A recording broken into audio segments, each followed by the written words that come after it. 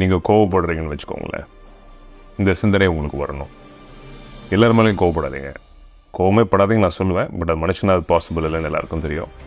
At least எல்லார் மேலேயும் கோவப்படாதீங்க.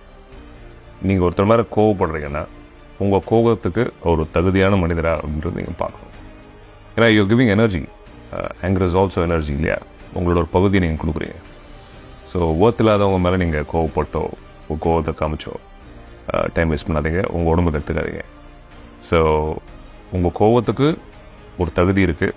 உங்களுக்கு தகுதியானவராக உங்களுக்கு ஒர்த்தா உங்கள் கோவத்தை காட்டுறதுன்றதையும் நீங்கள் சிந்திச்சு கோவப்பட்டீங்கன்னா ஐ திங்க் உங்கள் உடம்பு மேலே நீங்கள் கவனம் செலுத்துகிற ஒரு முக்கியமான விஷயம். Best time, don't waste time.